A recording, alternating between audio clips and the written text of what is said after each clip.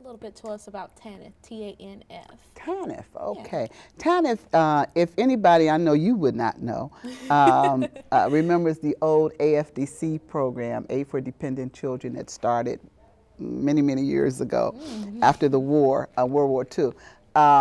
But that program in 1996 was changed under President Bill Clinton from the Aid to Dependent Children's program, which was what's called a formula grant that was given to each state. So depending on population and other criteria, states received a certain amount of money to run the AFDC program. Well, under TANF, it became a block grant to the state. And the difference is with the block grant to the state, states were then able to design their own programs to be more flexible and address more specifically the needs of their given citizens in that state. So that became the TANF program, Temporary Assistance for Needy Families. And that particular program provides, depending on the state and how they've designed it, provides grant funds via a check each month to a family, with children. They can provide work supports to assist single moms or dads to get a limited amount of schooling and to go to work.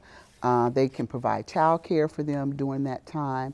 And they also provide skills development for soft skills so that they can hopefully get a job and be able to get off of that program in a fairly short period of time and be able to take care of their family. TANF program only provides for 5 years of dollars via a grant to be given for a lifetime at this point in time. So it's really incumbent upon the state and the people that are involved in TANF to really work hard to get a job, increase their education or skill sets so that they'll be able to move off of that system and not use up all of their eligibility because it's only a 5-year lifetime eligibility. That they can store it. You might use it this year, and maybe 6 years down the line you lose your job, you lose your unemployment, you have to get back on, you have a little cushion there.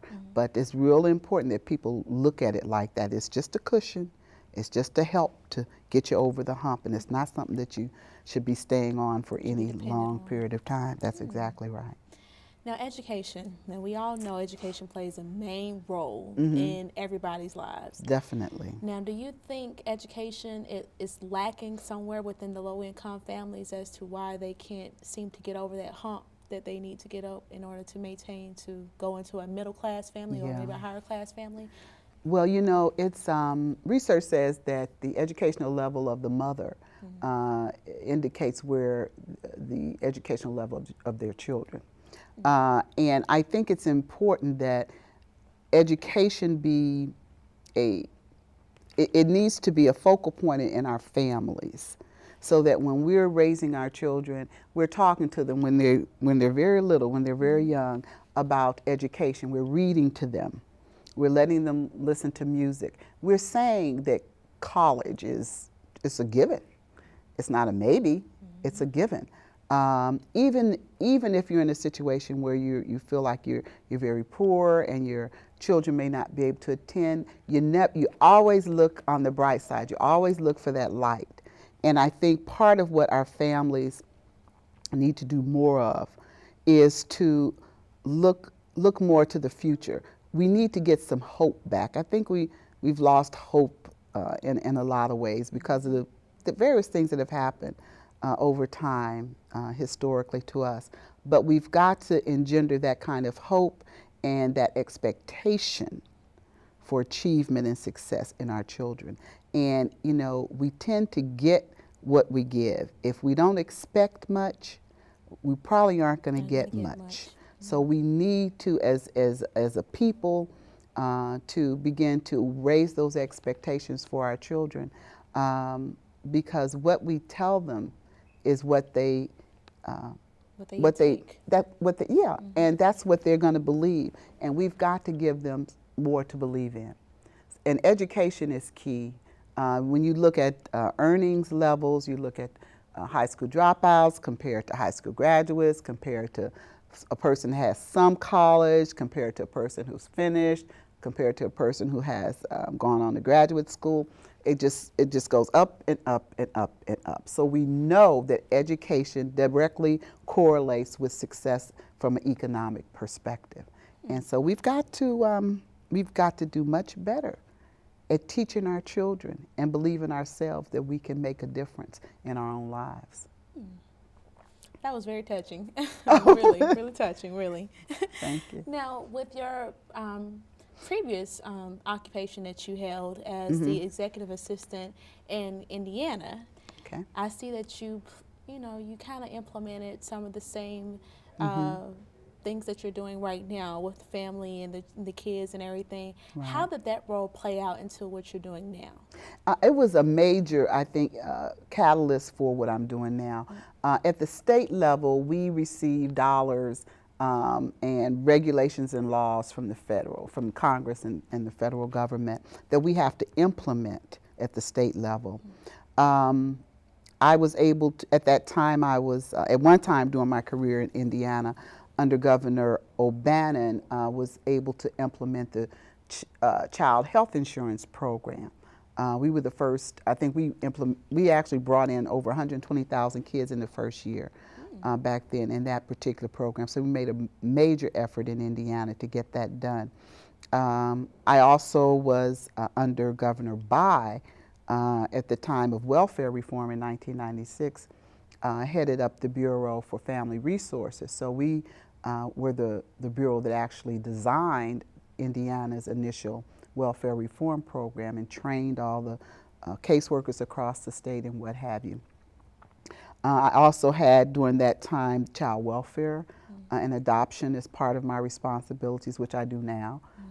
That's part of what ACF, one of the programs that they are responsible for, and jobs programs. So my transition from being a policy advisor to the governors to actually being a regional administrator for the federal government for the 8 southeastern states fit right in with those programs. When I first came out, we didn't have Head Start at the time in the states, because the federal government actually run those programs directly, not through the states like most programs. So that was kind of a learning curve for me with Head Start, but certainly all of these programs tie in together and they connect many of the families who are needing of these programs.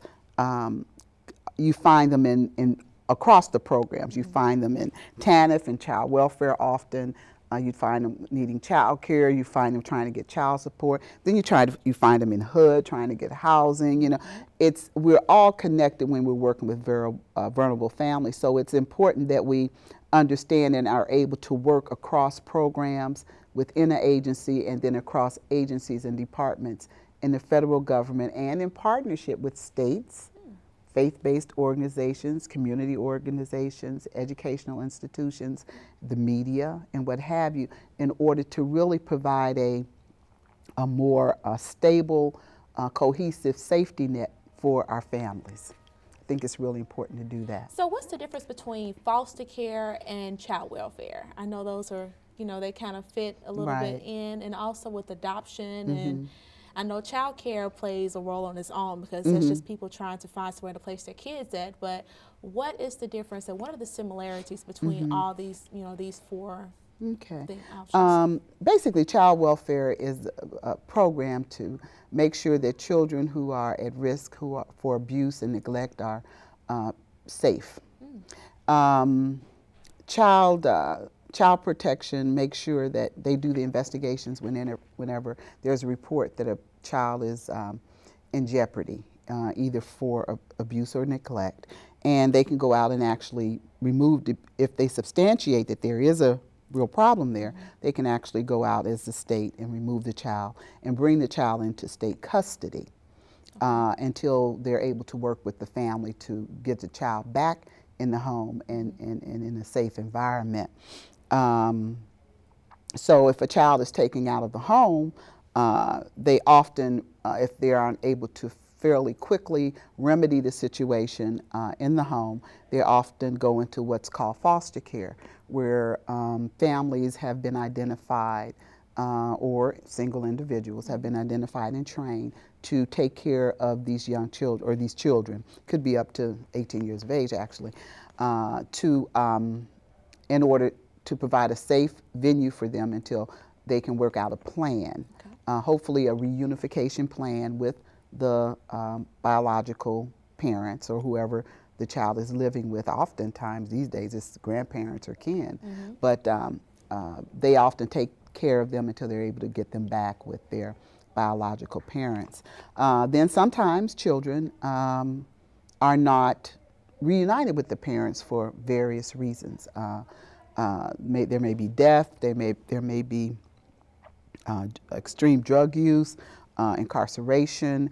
There are a lot of things, continued abuse, and then there's termination of parental rights that's done in those kinds of cases to enable those children to be able to get into a permanent living and loving environment. And then they become eligible for adoption. So the state also has that program that they oversee. So you can adopt children, from the state, not just from private agencies, but from the state as well. And those children, come and live in your home. And sometimes there are subsidies if you're eligible for subsidies for adoption, special subsidies to adopt special needs children and what have you. And so that's kind of how that situation works. Child care, of course, is provided for eligible adults when they are seeking work or are employed and are under a certain income category. So adoption subsidies can be paid in order for them to secure work and continue to work and take care of their families. That's because child care is really expensive. Yes, Yeah. it is. So do you deal with a lot of the child welfare and child adoption? Do you deal with that? Well, at the federal level, we provide the funding in various funding streams to the states who actually administer the program. So the states are responsible for administering those programs and carrying out the rules and regulations. The federal government, we provide the parameters as far as rules, regulations, statutes that they work under and work within, but they actually do the work on the ground in the provision of child welfare and foster care and adoption and what have you. We don't do that directly at the federal level. Now, how did child support come about? I know, with families breaking apart and someone has to Yeah. receive child support in order to support the child. How did that actually come about, that initiative? Well, it's been around a long, long time. I don't know exactly when it started, but certainly child support enforcement, which is the program that the Administration for Children and Family oversees, is designed to ensure that children and that the custodial parent receives some support from the non-custodial parent to take care of the child. And like I said, it's been around for a long time. Often, especially with low-income families, child support is key to them being able to survive. It can be a large percentage of the income that they receive in order to take care of their children. So we have a major thrust, a major interest on ensuring that that a paternity is established for the child, and that the non-custodial parent, be it a male or a female, assume their rightful responsibilities for providing financial support for the child. But also we want them to provide emotional support as well, because children need both parents, whether both parents are in the home or not. Certainly the President's fatherhood initiative that he's talked about since he took office is one that really addresses this as well. We recognize that fathers are very much needed in our homes. We believe that if more fathers were there, we probably wouldn't be seeing our families in such disarray. Definitely. We definitely need Yes. need you fathers. Yes, need we you. do. That's true. Well, thank you so much, Ms. Williams, for coming out and sharing with us. A lot of families, a lot of people really, do have no clue about this, and Yeah. I'm very, very grateful that you came by to share this with us. Well, I'm so glad to be here, and we'll be willing to come out at any time to, impart more information as needed. Great. And thank you all for tuning in to a conversation with I'm Chasity Evans.